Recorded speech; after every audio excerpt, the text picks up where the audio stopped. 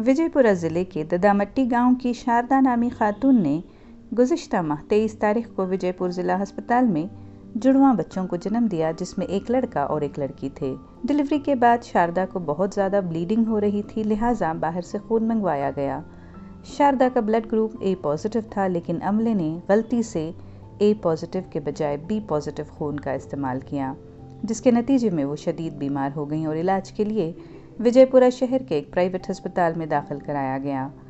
पिछले 25 दिनों से प्राइवेट अस्पताल में ज़ेरे इलाज शारदा की आज मौत हो गई। घर वालों का दुख से बुरा हाल है। शारदा की ये दूसरी डिलीवरी थी। पहली डिलीवरी से एक 3 साला बेटी है।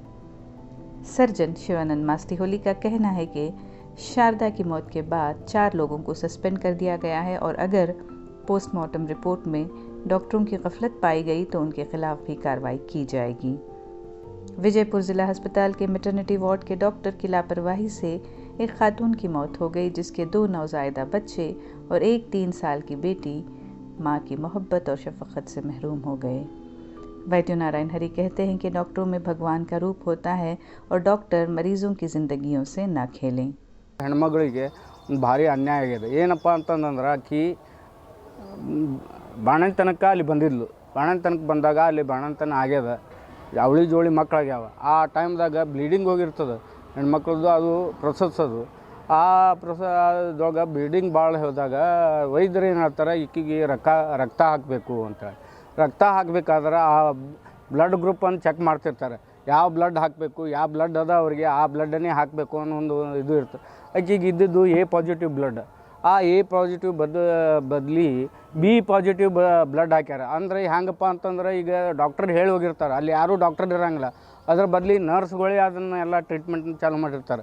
ಆ ನರ್ಸ್ಗಳಿಗೆ ಯಾವ ಬ್ಲಡ್ ಹಾಕಬೇಕು ಯಾವ ಬ್ಲಡ್ ಹಾಕಬಾರ್ದು ಅನ್ನೋದು ಅವರು ಬರೆದು ಹೋಗಿರ್ತಾರೆ। ಆದರೂ ಇವರು ನಿರ್ಲಕ್ಷ್ಯದಿಂದ ಬೇರೆ ಬ್ಲಡ್ ಹಾಕಿ ಪಾಪ ಆಕಿಗೆ 8-10 ದಿವಸ ICUದೊಳಗಿದ್ದು ಕಿಡ್ನಿ ಫೇಲ್ಯೂರ್ ಆಗಿ ಇವತ್ತು ಅಕ್ಕಿ ಮೃತವಂದ। ಹಿಂಗಾದರೆ ಹೆಂಗೆ? ಇದು ತಪ್ಪು। ಇದು ಸರ್ಕಾರಿ ದವಾಖಾನೆಗೆ ಆಗಬಾರ್ದು। ಸರ್ಕಾರಿ ದವಾಖಾನೆಗೆ ಬಡವರು ಬರ್ತಿರ್ತಾರೆ, ದುಡ್ಡು ಇರಲಾರ್ದು ಬರ್ತಿರ್ತಾರೆ, ಅಂಥವ್ರಿಗೆ ಹಿಂಗೆ ಅನ್ಯಾಯ ಹಾಕೋತೋದ್ರಿ ಹಿಂಗೆ ಸರ್ಕಾರಿ ದವಾಖಾನೆಯನ್ನು ನಂಬೋದು ಹೆಂಗೆ, ಬಡವ್ರು ಬರೋದು ಹೆಂಗೆ, ಎಲ್ಲ ಇದು ಪ್ರಾಬ್ಲಮ್। ಈಗ ಸರ್ಕಾರಿ ದವಾಖಾನೆಯಾಗ ಇದನ್ನ ಯಾರು ಮಾಡ್ಯಾರ ಅವ್ರಿಗೆ ಮೇಲೆ ಕ್ರಮ ತಗೊಂಡು ಈ ಅನ್ಯಾಯಕ್ಕೆ ತಪ್ಪು ಇದಕ್ಕೆ ಏನು ಮಾಡಬೇಕು, ಕಾನೂನುಬದ್ಧ ಕ್ರಮ ಕೈಗೊಳ್ಬೇಕು। ಮತ್ತು ಇಂಥವು ಈ ಮರುಕಳಿಸ್ಬಾರ್ದು।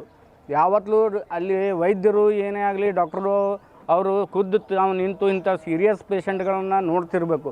ಶಾರದಾ ದೊಡ್ಡಮನಿ ಅಂತ ಇಲ್ಲಿ ಡೆಲಿವರಿ ಆಗಿ ಅವಳಿಗೆ ರಕ್ತದ ಪ್ರಮಾಣ ಕಡಿಮೆ ಇದ್ದು ರಕ್ತಸ್ರಾವವಾಗಿ ನಾವೆಲ್ಲ ಟ್ರೀಟ್ಮೆಂಟ್ ಕೊಟ್ಟು ಆಕೆ ರಕ್ತ ಒಂದು ಕೊಟ್ಟು ನಾವು BLಗೆ ಕಳಿಸಿದ್ವಿ।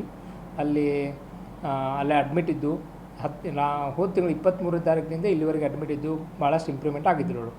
ಲಾಸ್ಟ್ 8 ದಿನದಿಂದ ಅವಳಿಗೆ ಮತ್ತೆ ನಿಮೋನಿಯಾ ಆಗಿ ಹಿಂದಿನೆಲ್ಲ ಇದ್ದಂಥ ಪ್ರಮಾಣ ಕಡಿಮೆಯಾಗಿ ಅವಳಿಗೆ ನಿಮೋನಿಯಾ ಆಗಿ ಮತ್ತು ಅವಳಿಗೆ ಮೊದಲಿಂದ ಇರ್ತಕ್ಕಂಥ ಚರ್ಮ ರೋಗ ಜಾಸ್ತಿ ಆಗಿ ನಿಮೋನಿಯಾ ಆಗಿ 3-4 ದಿನದಿಂದ ಭಾಳ ಒಂದು ಗಂಭೀರ ಪರಿಸ್ಥಿತಿ ಇದ್ದಳು।